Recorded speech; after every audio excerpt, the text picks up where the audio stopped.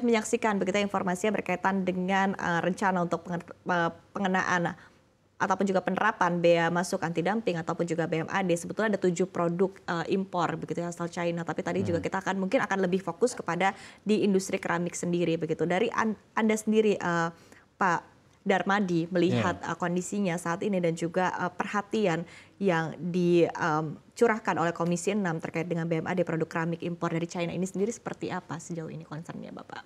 Ya baik Bu Iva dan Pak Faisal. Jadi dalam rapat kerja dengan Menteri Perdagangan terakhir dengan Komisi 6, kita sudah mensepakati bahwa ada diskusi lebih lanjut di DPR dengan KADI dan KPPI. Kenapa? Karena DPR terus terang belum mendalami ke KADI soal hasil penyelidikan daripada KADI. Kan di dalam hasil penyelidikan daripada KADI akan dikenakan bea masuk 100% sampai 200%. Ada bea masuk, ada dumping sebesar itu. Tetapi tentu kami di Senayan harus mendalami karena ini cukup berbahaya jika langkahnya salah.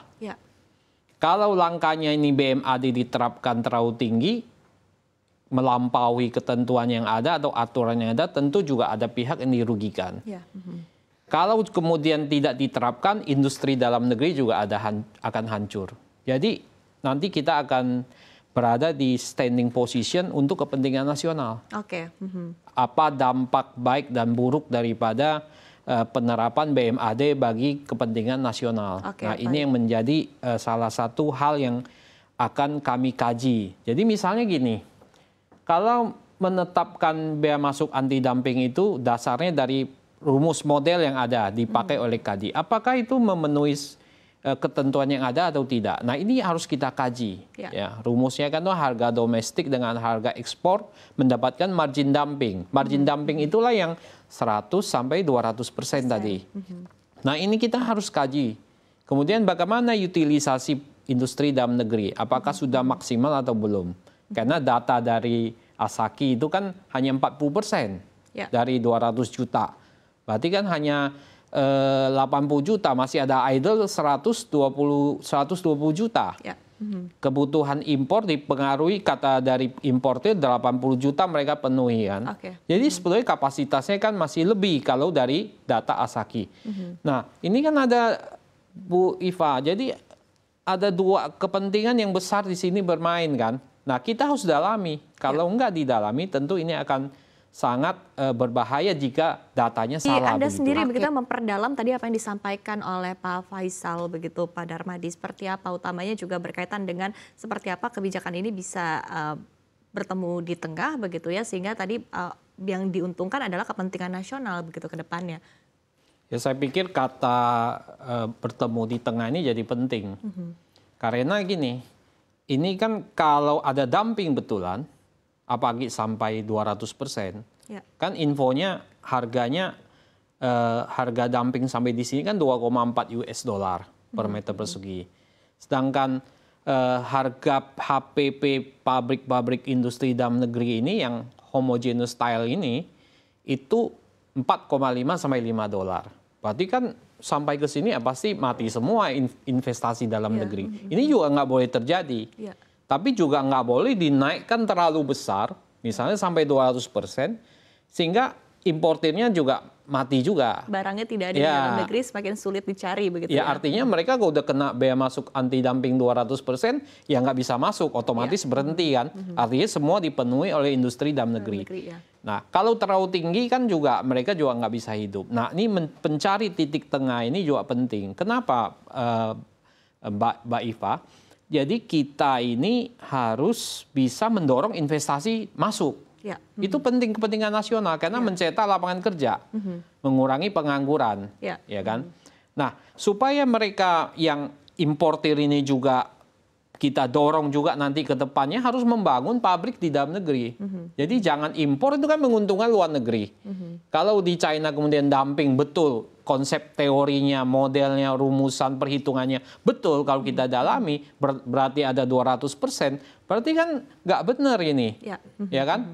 Berarti kan ada dumping dari Tiongkok, ya kan? Nah, ini harus kita sikapi. Kalau ini benar datanya, berarti memang harus dikenakan bea masuk anti dumping. Karena kita harus melindungi kepentingan investasi dalam negeri. Supaya apa? Supaya ini bisa mencetak lapangan kerja begitu. Nah, ini yang poin penting di sini, sehingga pertemuan di tengah itu jadi penting. Jadi gini, kalau kemudian bea masuk anti dumping dimasuk berhenti semua juga nggak baik, mematikan importir yang ada di FOSBI kalau nggak salah. Nah, sedangkan Asaki kan kebanyakan pabrik gitu. Nah, kalau mereka mematikan juga mendadak mati juga nggak bisa. Jadi memang kalau saya sarankan kepada Kemendak, ini tunda dulu. Kita kaji dulu di Senayan nih, dari demi kepentingan nasional. Jangan langsung dikenakan secepat-cepatnya. Itu juga nggak boleh juga gitu. Tapi angka yang keluar dari KADI kan tadi seperti yang disampaikan begitu di 100-200% begitu. Menurut Anda apakah ini cukup ideal atau seperti apa? Kalau angka itu betul, ya kan? Kalau angka yang dari KADI ini benar, setelah kita dalami, tentu harus ada bea masuk anti dumping. Karena itu mematikan, dumping itu nanti mematikan investasi dalam negeri yang jumlahnya 74 pabrik produsen di Indonesia ini. Ya kan, yang mencetak, yang menyerap lapangan kerja yang begitu besar. Begitu. Nah, kalau ini benar, ya berarti memang harus bea masuk anti dumping. Angkanya ini kita sesuaikan. Angka disesuaikan sehingga nanti para importir itu masih bisa diberi waktu untuk menyiapkan pabrik di dalam negeri. Jangan impor melulu. Kalau impor melulu ini kan merugikan kepentingan nasional. Apalagi dengan harga dumping begitu. Jadi misalnya gini, dikasihlah grace period. Ada waktu penyesuaian. Kalian ini kuotanya kita kurangi pemerintah. Yang tadinya 80 juta meter persegi, sekarang kan 80 juta impor ini dari 150 juta, hampir separuh lebih. Ini harus dikurangi supaya nanti membuat mereka mau berinvest di dalam negeri, membangun pabrik di dalam negeri. Tapi jangan langsung dimatikan tek.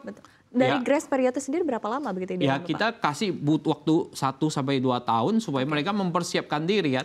Tetapi kuotanya terus dikurangi. Nah, disinilah kebijakan pemerintah penting, jangan gonta-ganti. Kalau gonta-ganti tidak ada kepastian buat para pelaku usaha. Nanti sebentar ganti Permendak, Permenprin, Permendak, nanti ganti lagi Permendak. Artinya perlu dasar hukum yang lebih kuat lagi ya. Saya ngomong sama Pak Menteri kok, kalau Bapak ganti-ganti Permendak terus, kredibilitas Bapak hancur. Siapa yang percaya sama Kementerian Perdagangan? Kalau setiap kali sebulan ganti lagi, sebulan ganti lagi. Seperti tidak konsisten. Linglung. Baik. Begitu. Nah, ini yang harus kita pikirkan bersama.